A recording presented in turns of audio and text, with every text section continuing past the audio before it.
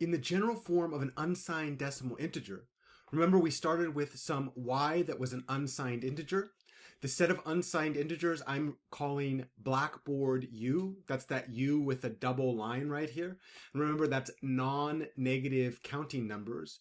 Computer scientists say unsigned rather than non-negative, and that literally means 0, 1, 2, 3, all the way up to infinity. In a decimal representation of unsigned integers, let's call it an n-digit decimal representation, we write y using n decimal digits. Remember that the subscripts on those decimal digits we write using the power representation. In other words, d sub 0, the least significant digit in this number, that digit is associated with 10 to the 0th power. d1, the second least significant digit, is associated with 10 to the 1st power. This n-digit unsigned integer has n decimal digits. If we start at 0 and count upwards, there's a total of n minus 1 positions or powers. In other words, dn minus 1 is the digit associated with 10 to the n minus 1. When we write that in summation notation, notice that each decimal digit, the fact that this is a d represents that it is a decimal digit, is associated with the corresponding power of 10, where the subscript on the digit matches identically the power on the base 10. The major question we're asking ourselves in this video is, how do we write binary representations for unsigned integers? And my claim is that the major difference between decimal and binary is the base that we use. Decimal uses a base 10 representation. Binary uses a base 2. In other words, to translate decimal into binary, we're still going to start with the same unsigned integers. So one of the very interesting things about unsigned integers is their value exists independent of the representation that we choose. However, as we transition from decimal into binary, instead of decimal digits, we're going to use something called binary digits, or bits, B-I-T, binary digits. So B from binary and it from digits. The letters we're going to use to represent binary digits are B. In other words, each B is a binary digit. Notice that if I use n digits for a decimal representation, the number of digits I might use in binary might not be equal. In this case, we're going to say that an m-bit unsigned binary representation of our unsigned integer y is going to be a string of bits. Those bits are going to be labeled B sub m1, B sub m2, all the way down b2, b1, b0 in a very similar way that we did in decimal digits, except each bit will be paired with 2 to the power indicated in the subscript. So B sub m1 is going to be paired with 2 to the m minus 1. B sub m2 is going to be paired with 2 to the m minus 2. And we can continue all the way down till we get to B sub 0 that's going to be paired with 2 to the 0. Again, we see this kind of analogy between what we did in decimal digits versus what we're doing in binary digits. Decimal, deci, means base 10. Binary, bi, means base 2. 10s turn to 2s, Ds turn to Bs. The last thing that I wanted to say having to do with where we choose those digits from, remember in decimal digits, we said that each decimal digit could be chosen from the set of all possible decimal digits, D, which is just 0, 1, 2, 3, all the way to 9. And notice 9 is 1 less than the base. And the reason that it's 1 less than the base is if this thing maxes out at 10, the digit D0 would get back to 0, and then we would increment D1 by 1 because D1 really counts groups of size 10. The largest we can get before going up to the next group of size 10 is 9. So the whole idea in this situation was each of the decimal digits were between 0 and 9. Over in the binary case, the same idea holds, except 1 less than 2 is 1. In other words, when we're writing a binary representation of a number, we can select each binary digit, each bit out of the set, either 0 or 1. Don't trip about this too much. I wanted to show the analogy between the two definitions. We're actually going to explore some examples to make this crystal clear. Let's get started with our first example. We're going to take a look at a 2-bit unsigned integer, 2 binary digits. We'll call that y sub 0, since this is example 0. And we're going to let that be represented as y sub 0 is equal to 1, 1. In this case, because we're actually talking about two different number systems, two different ways to represent numbers, I want to be crystal clear which base I'm using. So this is not a base 10 number. 1, 1 is a base 2 number. And thus I use these little parentheses with a subscript. This subscript symbolizes that this number is written in our base 2 number system, or in our binary representation. The moment we know this is a binary representation, we know that each position marks the power of 2 associated with that bit. So we'll call this position 0, and we'll call that position 1, just like we did in decimal. But what this really means is 1, 1 means 1 of 2 to the 1, because that's in position 1, plus 1 of 2 to the 0. Just like 1, 1 in base 10 would be 1 times 10 to the 1 plus 1 times 10 to the 0. This number is base 2, so this is 1 times 2 to the 1 plus 1 times 2 to the 0. Notice that's exactly what we talked about in our general representation. This is b sub 1 times 2 to the 1 plus b sub 0 times 2 to the 0. But we know from mathematics that 2 to the 1 is 2, 2 to the 0 is 1, so 2 plus 1 is 3. This representation is now in decimal. Notice that the underlying value of these numbers is identical. These are the same numbers, but the way that we're representing those numbers is different. Specifically, 11 in base 2 is equal to 3 in base 10. Once again, we're using this little subscript on the parentheses to represent this number is written with respect to base 2, this number is represented with respect to base 10. In other words, this is a decimal representation, and this is a binary representation. Let's take a look at another example of a 4-bit binary representation of an unsigned integer. We'll call this unsigned integer y1, and we'll say y1 is equal to 1001, and that's base 2 representation. This is not a base 10 representation, and the way that I would know that is the little subscript says 2. That means this is written with respect to binary encoding. Notice this has actually 4 bits, which means the position of the most significant bit is 3. B3, B2, B1, B0. Remember that the subscript on each bit matches the position number, and the position number encodes the power of base 2 associated with those digits. So in position 0, we see that that's going to get mapped to 2 to the 0. In that case, we have a 1. Position 1 gets mapped to 2 to the 1, we have a 0 there. Position 2 gets mapped to 2 squared, we have a 0. And position 3 gets mapped to 2 to the 3rd, and that leading bit is a 1. Well, we can actually do this math. Here we have 1 times 8 plus 0 times 4 plus 0 times 2 plus 1 times 1. Well, that would be 8 plus 1. 8 plus 1, today is Tuesday. 8 plus 1 must be 9. But that 9 is written with respect to base 10. Let's keep going with a third example. We'll call this one y2, and we'll look at a binary representation of an unsigned integer given by the string of bits 1101. That is encoded in base 2, represented by this little parentheses with a subscript 2 on it. Remember, we can write that string of binary digits using the general form B3, B2, B1, B0.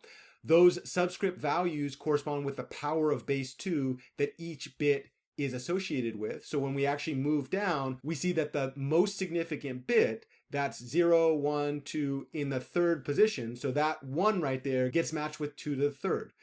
Plus, this is in the 2nd position, 1 times 2 squared, plus 0 times 2 to the 1st, plus 1 times 2 to the 0. Well, we know for sure that 2 to the 3 is 8, plus 2 to the 2 is 4, 2 to the 1 is 2, 2 to the 0 is 1. So now when we match those up, we get 1 plus 4 plus 1. That is 13 base 10. So 1101 in binary representation is the same number as 13 in base 10 representation. And in fact, what we've just confirmed in this example is something very similar that we see on screen. This is the 14th row of the decimal to 4-bit binary conversion. For you viewers at home, I'm going to make a suggestion. Please confirm this table that you see on screen for yourself.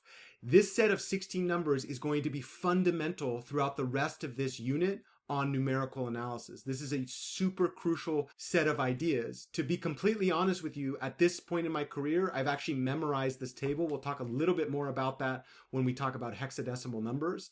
But regardless, I would confirm all of the information that you see in this table for yourself in the same way that we did in the example that we've seen here, specifically show that each of the decimal numbers written in base 10 correspond to the 4-bit binary numbers written in base 2 by doing a similar analysis. And yes, I am suggesting that you do this 16 different times and confirm to yourself each of these numbers. There is something to be said about repetition. These numbers are so important that I think it's worth the effort. One really cool pattern that you see is if you look at the individual positions, there are fun patterns that arise. So check this one out. Let's look at the 0th position. 0, 1, 0, 1, 0, 1, 0, 1, 0, 1. That pattern repeats all the way down. Let's look at the first position. 0, 0, 1, 1. 0, 0, 1, 1. 0, 0, 1, 1. Pattern repeats all the way down. Let's look at the third position. 0, 0, 0, 0, 1, 1, 1, 1. 0, 0, 0, 0, 1, 1, 1, 1. So they're groups of 4. And then let's look at the third position. Here we have a group of 8 zeros followed by a group of 8 ones. So let's look at a pattern. In the first position, it starts in every other one. So 1, 1, 1, 1. Next one starts in 2s. I have a group of 2, then I have a group of 2, then I have a group of 2 and a group of 2. The next position over starts in groups of 4. So I have a group of 4 zeros, then a group of 4 ones. Group of 4 zeros, group of 4 ones. The next position over starts in groups of 8. So here we go. 1, 2, 4, 8. Could you guess if I added an extra bit what the pattern would do? You got it. It would be in groups of 16 and then 32 and then 64. That is very much associated with the fact that we are now assigning values to each bit based on powers of 2 rather than powers of 10. Moreover, there is something kind of interesting happening on the third row. Notice that the decimal number 2 corresponds with the binary number 10. In other words, 1, 0 in binary is 2 in decimal, and that's because each of these bits gets mapped with the corresponding power of 2. Well, the 0th bit gets mapped with 2 to the 0. 2 to the 0 is 1, so there's 0 ones. The bit in position 1 gets mapped to 2 to the 1. 2 to the 1 is 2. So 1 times 2 to the 1 is 2. In other words, 10 in binary is 2 in decimal. That leads to one of my favorite jokes, kind of a nerd jokes. There are 1-0 kinds of people in the world, those who understand binary and those that don't. And the idea is 1-0 is 2 in binary, but this is a play on the idea that this actually says 10 in decimal. Silly nerds, but I would claim that the joke's on you now because now you're part of that decoder ring society. Let's keep going with our example. Here we're looking at a 7-bit binary representation of an unsigned integer. We'll call this y3 and we'll say it's equal to the string 1100100. That is base 2, and we see that in that representation. Notice there are 7 total bits, which means that the top position is value 6. The value of the position is 1 less than the total number of bits in an unsigned integer because the least significant bit always get the index 0, and that's associated with 2 to the 0th power. So this is B6, B5, B4, B3, B2, all the way down to B0. Remember, the major idea of a binary representation is that each of those bits is associated with the corresponding power of 2. So the bit in position 6, 1 times 2 to the 6th. The bit in position 5 is 1 times 2 to the 5.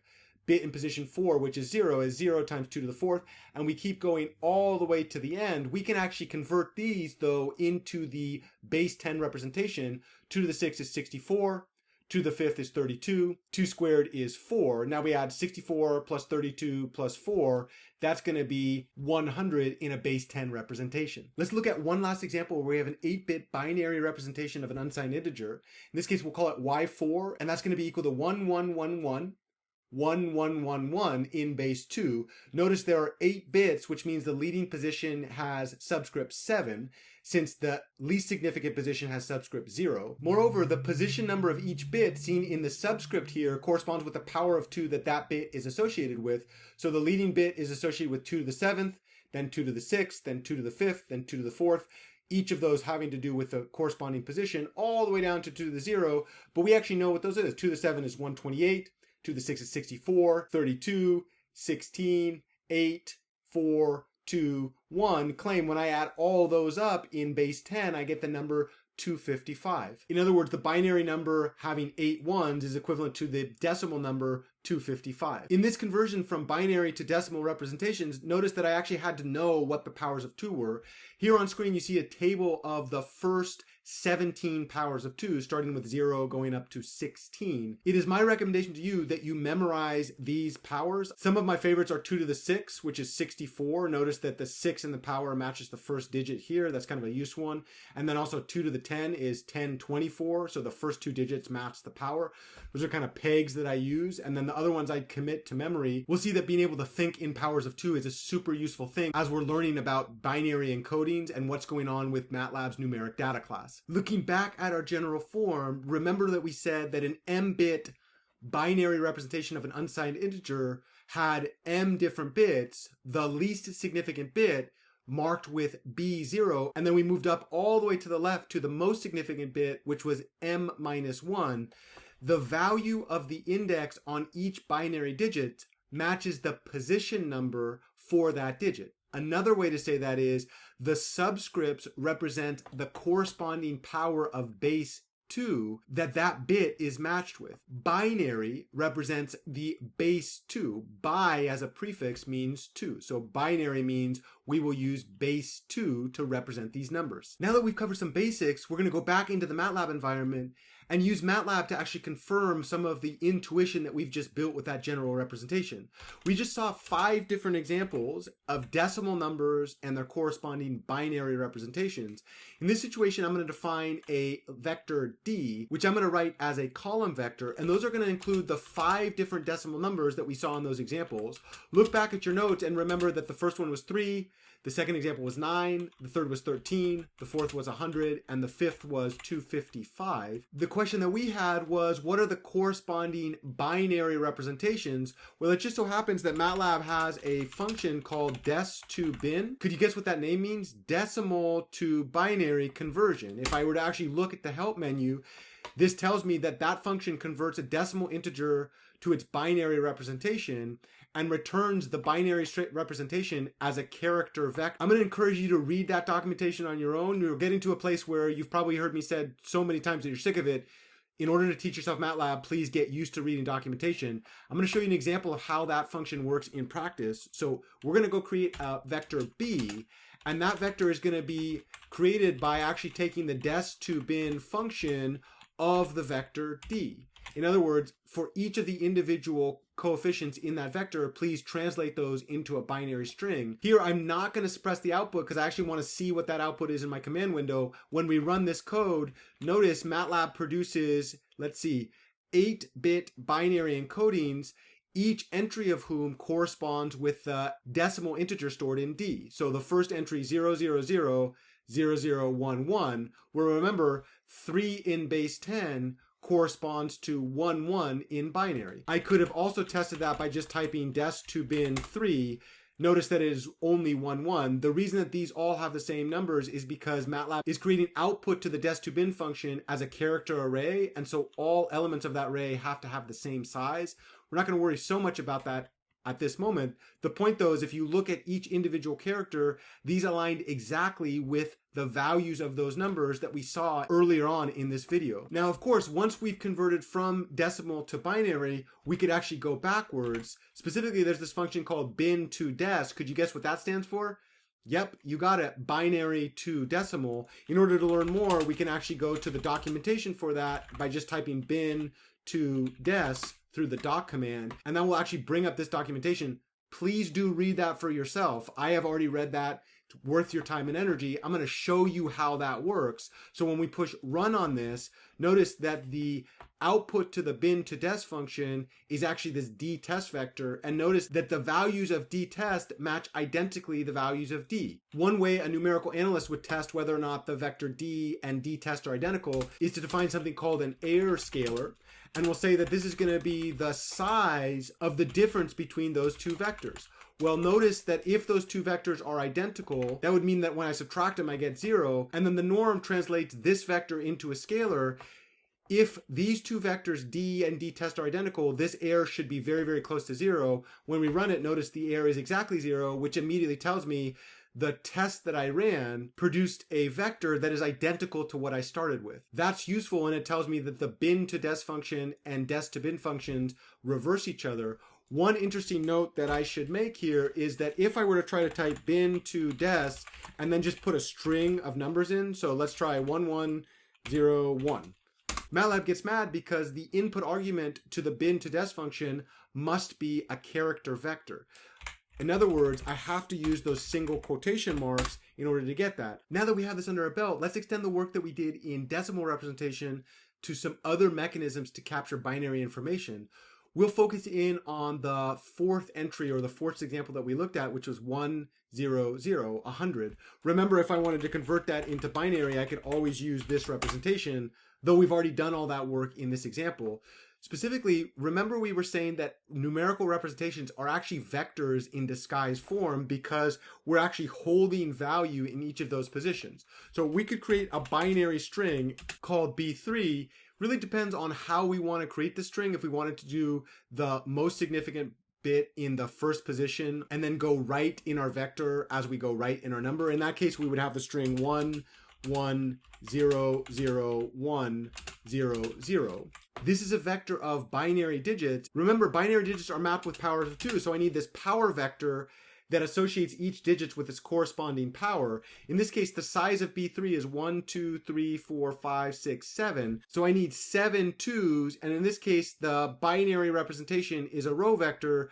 I'm going to create the powers as also a row vector. This thing would give me a vector of all 2s, and then I want to take that vector to the appropriate power. To do that, I need 7 values in the power. The most significant bit gets mapped with 2 to the 6th. So I'm going to start at 6, I'm going to go down by -1 and go to 0. Let's comment out this previous example and look at our new example. We'll go ahead and run this. MATLAB gets mad at me because I used the power, but I didn't actually put the little period. Remember, period power is individual component power. So what I do is I take the individual components of the base and then raise those to the individual components in the power. When I run this again, MATLAB should stop complaining. Let's go ahead and do this. Great, air checking MATLAB. Now if I look at B3 and I look at powers, notice what we've done is we've associated with each binary digit the corresponding power. Now I could do one of two things. I could either write B3 times P transpose, and that would give me 100 because now that's called an inner product. I could also do a for loop. Remember we saw that for loop previously. If I set x3 to be equal to 0, and then I drop into my for loop, well, my for loop is going to go over the size of B3. So I'm going to go from 1 to the length of B3. And then in each iteration of this thing, what am I going to do? I'm going to take the previous value of x3, and then I'm going to add to it the value of B3 in that position, multiply the value of P in that position. Of course, I'm kind of pedantic, and I might actually want to show that each of these are row vectors, and so that's kind of the way that I would do that. When I run this, I don't need to see the output. MATLAB is complaining because I actually haven't declared the index variable. Let's go ahead and declare that to be I, and then what we'll do is run this code. Notice the output value of x3 should be identical to my original guess for x3, and that is indeed 100, which was the value of y3 that I was trying to generate. Now, of course, some of you might recognize that the row vector B3, in position 1, we have the most significant bit, but that's not really how we think about that. Specifically, we could actually flip this around. So to do that, we're going to use the MATLAB function called Fliplr, and that means flip left, right. If you want to know more about how that function works, please see the documentation. One thing that I'll go ahead and show you is, notice this is 11000100. When I hit that with Fliplr, literally MATLAB actually flips left to right. So now it's 0010011, which is 0010011. Literally, I flipped that left to right. So if I wanted to flip these left to right so that the first entry of my vector stored the least significant bit and then I moved upwards, that would also correspond with flipping the position vector, which I could either do by just applying a flip to my P, or I could actually change the power. So I could go, this is 0 to 6, incrementing by 1, claim if I run this code, I'm going to get the same value out. Indeed, when I run it and then check x3, even though I've now flipped the orientation of my binary digits, I still get the value for x3 out that I wanted. Let's find yet a third way to do the same calculation. Here we're going to go ahead and grab the vector of binary digits that stores the number 100. And instead of doing this in terms of doubles, so my claim is this variable b3 is going to be stored using the double format. So specifically, if I test is b3 a double, MATLAB is going to tell me, yes, that is true, which means that I'm not really storing this information in terms of binary digits. I'm really storing it in terms of double information. But my claim about binary representations is it allows us to translate math problems into logic problems. That's one of the main takeaways of this lesson, and you're going to see that as we move forward in the unit on numerical analysis. One of the major ideas of numeric encodings is to transform problems of mathematics into problems of logic. Have you seen MATLAB have a very, very strong data class that's designed to do logical operations? Ding, ding, ding, ding, ding.